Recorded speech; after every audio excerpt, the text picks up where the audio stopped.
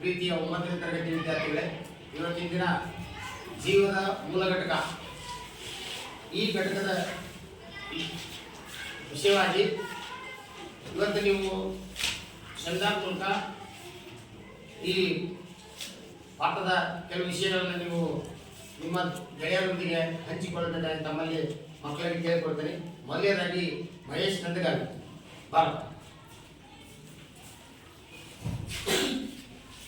ನನ್ನ ಹೆಸರು ಮಹೇಶ್ ನಂದಗಾವಿ. ನಾನು ಶ್ರೀ ಗುರುಮುಖೇಶ್ವರ ಪ್ರೌಢಶಾಲೆಯಲ್ಲಿ ಓದುತ್ತಿದ್ದೇನೆ.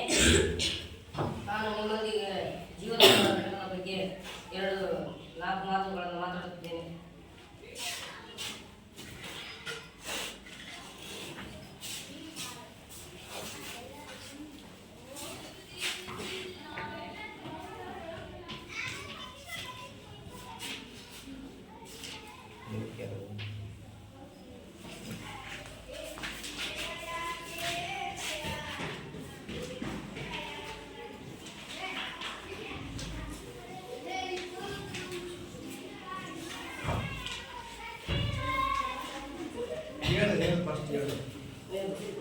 ಮನುಷ್ಯನ ದೇಹದಲ್ಲಿ ವಿವಿಧ ಜೀವಕೋಶಗಳು. ಒಂದನೇದು ಮೃದು ಸ್ನಾಯು ಕೋಶ, ಎರಡನೇದಾಗಿ ರಕ್ತಕೋಶಗಳು, ಮೂರನೇದಾಗಿ ಬೀಜಾಣು, ಅಂಡಾಣು, ಕೊಬ್ಬು ಕೋಶ.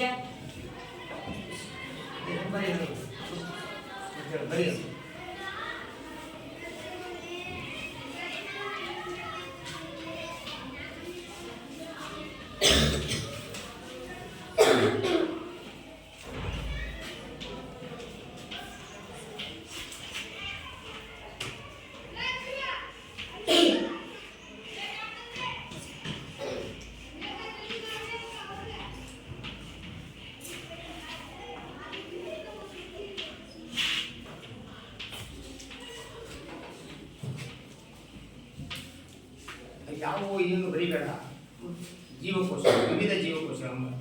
ಹಾಂ,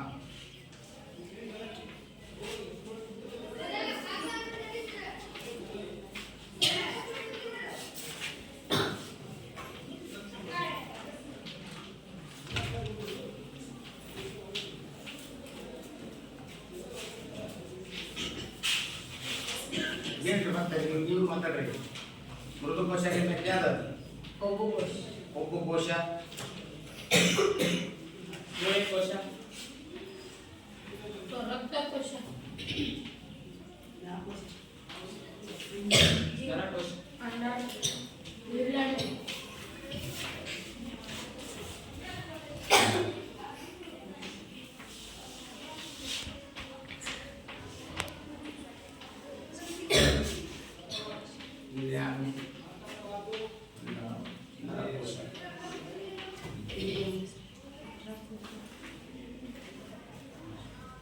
ನರಕೋಶ,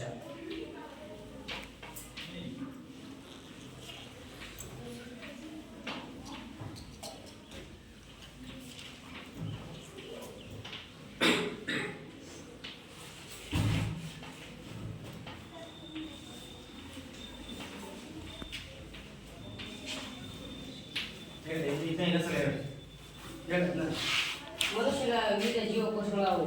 ಒಂದನೇದಾಗಿ ಮೃದು ಸ್ನಾಯು ಕೋಶ, ಎರಡನೇದಾಗಿ ಕೊಬ್ಬು ಕೋಶ, ಮೂರನೇದಾಗಿ ರಕ್ತಕೋಶಗಳು, ನಾಲ್ಕನೇದಾಗಿ ಬೀಜಾಣು, ಐದನೇದಾಗಿ ಅಂಡಾಣು, ಆರನೇದಾಗಿ ನರಕೋಶ, ಏಳನೇದಾಗಿ ಮೊಳೆ ಕೋಶ. ಇಷ್ಟು ಮನುಷ್ಯನ ದೇಹದಲ್ಲಿರುವ ಜೀವಕೋಶಗಳು.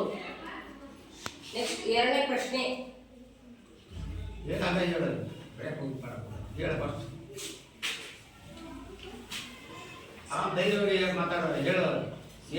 ಎರಡನೇ ಪ್ರಶ್ನೆ, ಕೋಶ ಪೊರೆ ಎಂದರೇನು?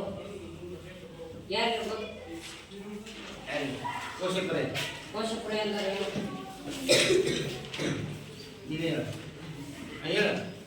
ಜೀವಕೋಶವನ್ನು ಆವರಿಸುವ ತೆಳುವಾದ ಸೂಕ್ಷ್ಮ ಪೊರೆಯನ್ನು ಕೋಶ ಪೊರೆ ಎನ್ನುವರು.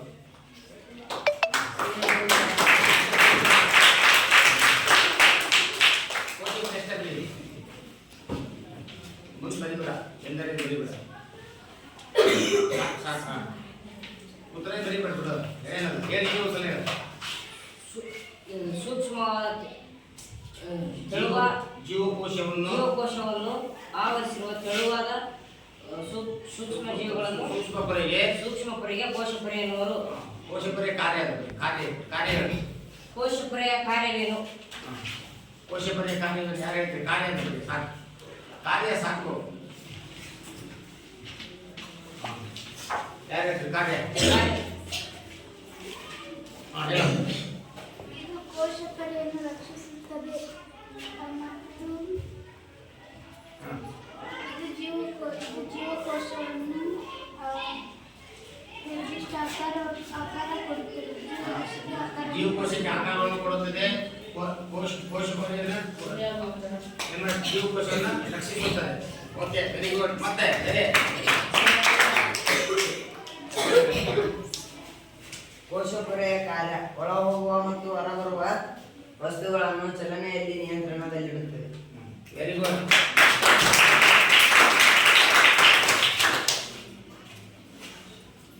ಜೀವಕೋಶ ಎಂದರೇನು? ಜೀವಕೋಶ ಎಂದರೆ ಜೀವಿಯ ರಚನಾತ್ಮಕ ಹಾಗೂ ಕಾರ್ಯಾತ್ಮಕ ಘಟಕವನ್ನು ಜೀವಕೋಶ ಎನ್ನುವರು. ಜೀವಿಯ ರಚನಾತ್ಮಕ ಮತ್ತು ಕಾರ್ಯಾತ್ಮಕ ಘಟಕವನ್ನು ಏನಂತ ಕರೀತಾರ? ಜೀವಕೋಶ. ಬರೀಬೇಡ. ಜೀವಿಯ ರಚನಾತ್ಮಕ ಹಾಗೂ ಕಾರ್ಯಾತ್ಮಕ ಘಟಕವನ್ನು ಜೀವಕೋಶ ಎನ್ನುವರು.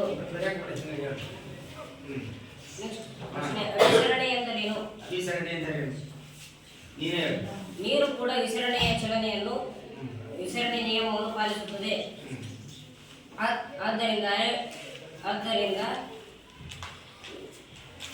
ನೀರು ಕೂಡ ಅಧಿಕ ಸಾಂದ್ರತೆಯ ಸ್ಥಳದಿಂದ ಕಡಿಮೆ ಸಾಂದ್ರತೆಯ ಸ್ಥಳದ ಕಡೆಗೆ ಸ್ಥಳದ ಕಡೆಗೆ ಸ್ವಚ್ಛೆಯಾಗಿ ಸಂಚರಿಸುವ ಕ್ರಿಯೆ ಅಭಿಸರಣೆ ಎನ್ನುತ್ತಾರೆ.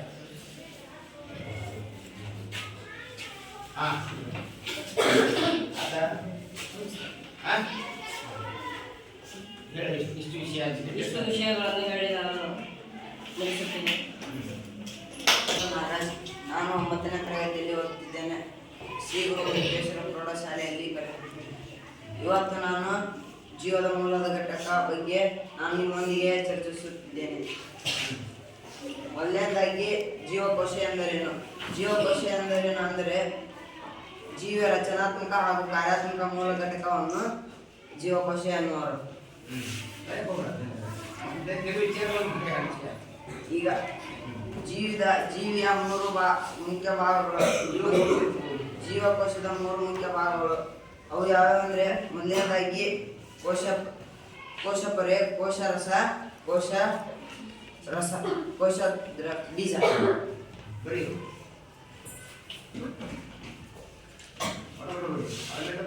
ಕೋಶಪೊರೆ ಜೀವಿಯನ್ನ ಜೀವಕೋಶದ 3 ಮುಖ್ಯ ಭಾಗಗಳು. ಜೀವಕೋಶದ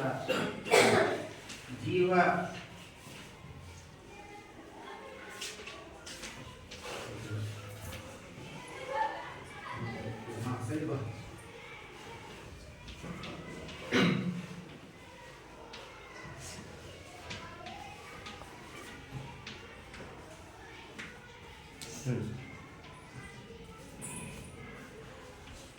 ಕೋಶಪೊರೆ ಹೇಳ್ರಿ.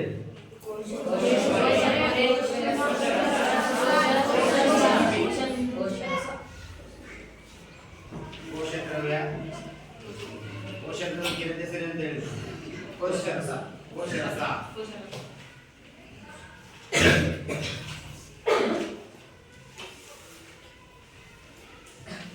ಕೋಶ ಬೀಜ.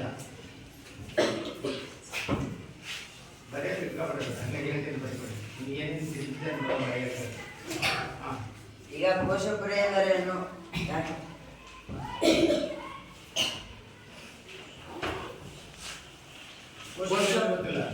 ಕೋಶಪೊರೆ ಎಂದರೆ ಜೀವಕೋಶ ಆವರಿಸಿರುವ ತೆಳುವಾದ ಸೂಕ್ಷ್ಮ ಪೊರೆಯನ್ನು ಕೋಶಪೊರೆ ಎನ್ನುವರು. ಈ ಕೋಶಪೊರೆಯ ಕಾರ್ಯವೆಂದರೆ ಒಳಹೋಗುವ ಮತ್ತು ಹೊರಬರುವ ವಸ್ತುಗಳನ್ನು ಚಲನೆ ನಿಯಂತ್ರಿಸುತ್ತದೆ. ಈಗ ಸೂಕ್ಷ್ಮ ಜೀವಿಗಳನ್ನು ನೋಡಲು ಬಳಸಲು ನಾವು ಬಳಸುವುದೇನೆಂದರೆ ಸೂಕ್ಷ್ಮದರ್ಶಕ. ಈ ಸೂಕ್ಷ್ಮದರ್ಶಕವನ್ನು ಕಂಡುಹಿಡಿದವರು ರಾಬರ್ಟ್ ಹುಕ್.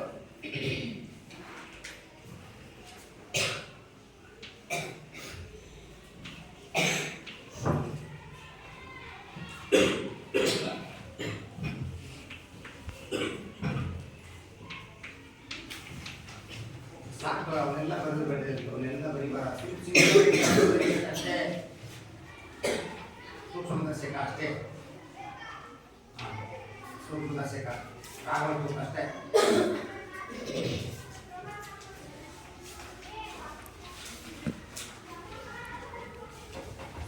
ರಾಬರ್ಟ್ ಹುಕ್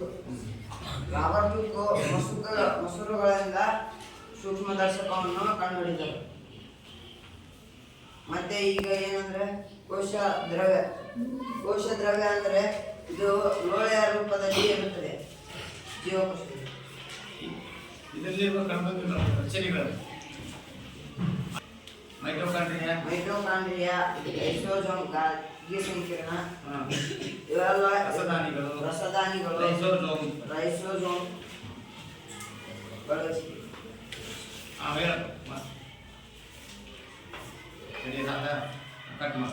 ನನ್ನ ಹೆಸರು ಮನೋಜ್. ನಾನು ಶ್ರೀ ಗುರು ಮುಖೇಶ್ವರ ಪ್ರೌಢಶಾಲೆಯಲ್ಲಿ ಕಲಿಯುತ್ತಿದ್ದೇನೆ. 9ನೇ ತರಗತಿ, ಅಧ್ಯಾಯ 3, ಜೀವದ ಮೂಲ ಘಟಕ.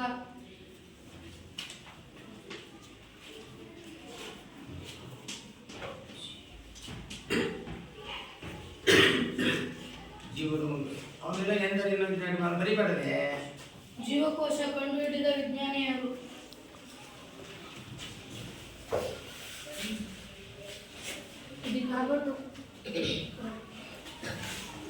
ಸಾಕು, ರಾಬರ್ಟ್ ಹುಕ್ ಅಷ್ಟೇ ಬರೀಬೇಕು, ಸಿಂಪಲ್ ಬರೀಬೇಕು, ಒಟ್ಟು ಬರೀಬಾರ್ದು. ಹುಕ್ ಮತ್ತೆ ಸೆಲ್ ಎಂಬ ಪದದ ಅರ್ಥವೇನು?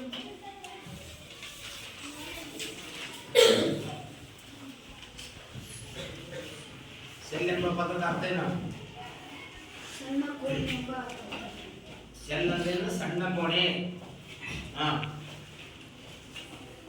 ಸೆಲ್ ಅಂದ್ರೆ ಸೆಲ್ ಅಂತ ಬರೋದು ಸಣ್ಣ ಕೋಣೆ.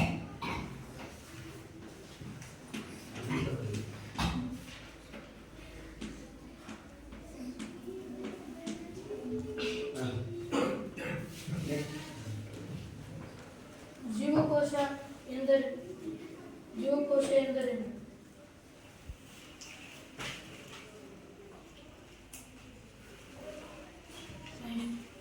ಜೀವಿಯ ರಚನಾತ್ಮಕ ಹಾಗೂ ಕಾರ್ಯಾತ್ಮಕ ಘಟಕವನ್ನು ಜೀವಕೋಶ. ಬರೀಬೇಡ, ಬರೀ ಪ್ರಶ್ನೆಗೆ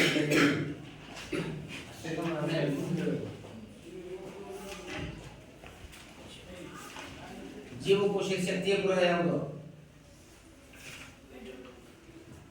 ಜೀವಕೋಶ ಶಕ್ತಿಯ ಗೃಹ ಯಾವುದು? ಜೀವಕೋಶದ ಶಕ್ತಿಯ ಗ್ರಹ ಯಾವುದು? ಮೈಟ್ರೋ ಅಲ್ಲ, ಮೈಟೋಕಾಂಡ್ರಿಯಾ ಅಂತ ಬರೀ.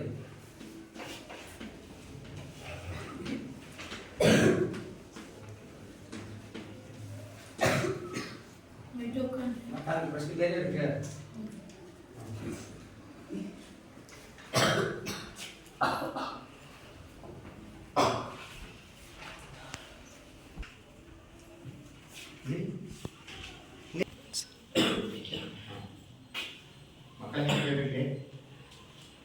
ಜೀವಕೋಶ ಜೀವದ ಮೂಲ ಘಟಕ. ಇದ್ರ ಬಗ್ಗೆ ಈಗಾಗಲೇ ಪಾಠವನ್ನು 2-3 ಬಾರಿ ಮಾಡಿದ್ದೇವೆ, ಹೌದಾ? ಈ ಪಾಠ ಅರ್ಥ ಆಗಿಲ್ಲ ನಿಮಗೆ? ಜೀವ ಕೋಶ ಪೊರೆ ಅಂದ್ರೇನು, ಕೋಶ ಪೊರೆಯ ಕಾರ್ಯವನ್ನು, ಕೋಶ ದ್ರವ್ಯ ಅಂದ್ರೇನು, ಕೋಶ ದ್ರವ್ಯದಲ್ಲಿ ಕಂಡುಬರುವ ರಚನೆಗಳನ್ನು ಏನೇನಂತಾರ, ಆಮೇಲೆ ಕೋಶದ ದ್ರವ್ಯದ ಕಂಡುಬರುವ ರಚನೆಗಳನ್ನ ಕಣದಂಗಗಳು ಅಂತ ಕರೀತಾರೆ. ಯಾವ್ಯಾವ ಕಣದಗಳು? ಎರಡು ರೀತಿ ಇರುತ್ತೆ. ಪೊರೆ ಸಹಿತ, ಪೊರೆ ರಹಿತ ಕಣದಂಗಗಳು ಅಂತ ಇರ್ತವೆ. ರೈಬೋಸೋಮ್ಗಳು ಪೊರೆ ರಹಿತ, ಪೊರೆ ಸಹಿತ ಕಣದಂಗಗಳು ಮೈಟೋಕಾಂಡ್ರಿಯಾ, ಎಂಡೋಪ್ಲಾಸ್ಮಿಕ್ ರೆಟಿಕ್ಯುಲಮ್, ಗಾಳಿ ಸಂಕೀರ್ಣ, ರೈಬೋಸೋಮ್, ಲೈಸೋಸೋಮ್ ಇವೆಲ್ಲವಲ್ಲ, ಹೌದಾ?